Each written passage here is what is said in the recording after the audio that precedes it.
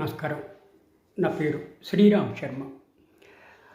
Lower court private కంప్లైంట్ని refuse చేసి register చేయకూడదు అని అన్నా కూడా Sadar station house officer police complaint register చేసి ఎఫ్ఐఆర్ ఇష్యూ చేశాడు.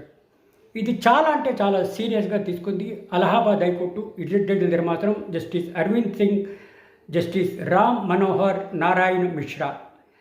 ఇట్లా మేము రిఫ్యూజ్ చేసినా కూడా సదరు పోలీస్ ఆఫీసరు ఎఫ్ఐఆర్ రిజిస్టర్ చేసి కాగ్నిజెన్స్లోకి తీసుకున్నాడు.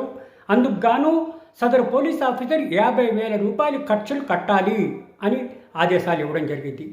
చీఫ్ జ్యుడిషియల్ మేజిస్ట్రేట్ 2 అప్లికేషన్లు డిస్మిస్ చేశాడు సెక్షన్ 156(3) సిఆర్పిసిని అనుసరించి.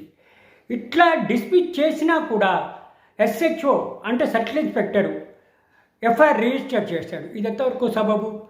ఇట్లా కోర్టులు రిఫ్యూజ్ చేసినా కూడా పోలీసులు ఎందుకు రియాక్ట్ అయ్యి ఇట్లా క్రిమినల్ కేసులు రిజిస్టర్ చేస్తారు? ఇట్లా సీరియస్గా తీసుకుంది సదర్ కోర్టు రిఫ్యూజ్ చేస్తే పోలీసుల డ్యూటీ ఏంటి? వాటి జోలికి పోకూడదు.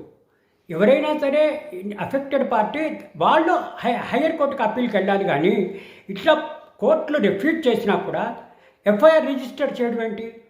ఈ విషయాన్ని చాలా అంటే చాలా సీరియస్గా తీసుకొని సదర్ కోర్టు సంబంధిత సర్కిల్ ఇన్స్పెక్టర్కి నోటీస్ కాల్ఫర్ చేశారు. ఎక్స్ప్లెనేషన్ ఇమ్మన్నారు. ఇది మరి ఎక్స్ప్లెనేషన్ ఇచ్చాక ఫర్దర్ యాక్షన్ ఉంటుంది.